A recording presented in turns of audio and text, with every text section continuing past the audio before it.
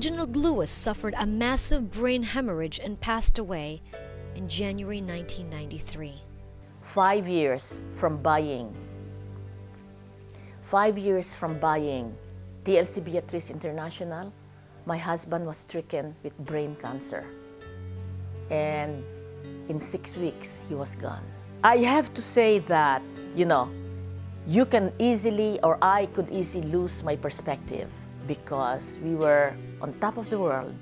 And so it was at that time that I decided, if I don't go back to my God, to my spirituality, to my faith, I would be like, swaying in the wind. But I knew that, even with this tragedy, that God will take care of me. And with God beside me, I can do it. Without Reginald at the helm, TLC Beatrice began to flounder. Loida decided she had to do something about it. She took over as CEO of the giant enterprise. It was never my intention to really take over the company because he never told me. I mean, there was never in our conversation, you're going to inherit this, okay?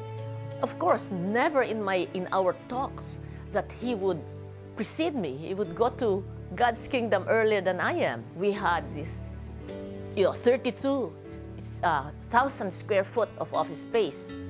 We had, 30 people on corporate office. So it was draining off whatever little income there was. So in the end, I decided, after prayer, I have to take it over myself. And that's what I did.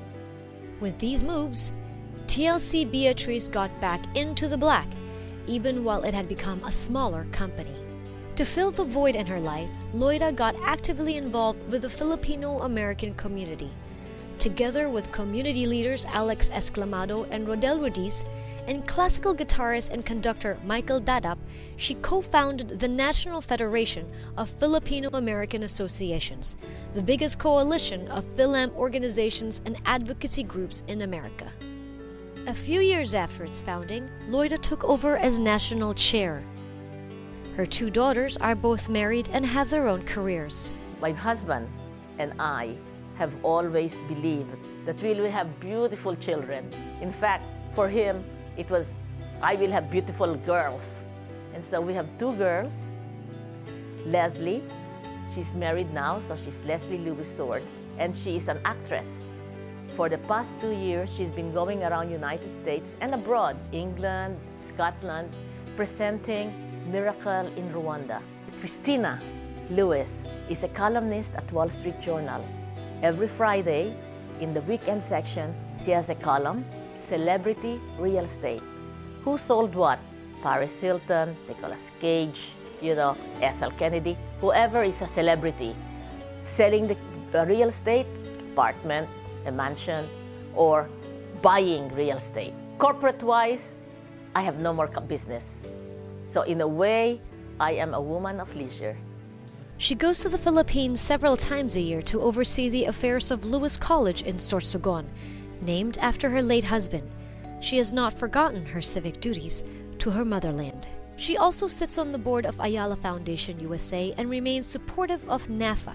She lives alone in a much smaller but still very plush apartment on New York's 5th Avenue, still overlooking Central Park. Among her Picassos and Matisses, a virtual fortune in art, and mementos of her years with her legendary husband, including a book by Reginald Lewis, Why Should White Guys Have All the Fun?, Loida Nicolas-Lewis has become legendary herself. Okay.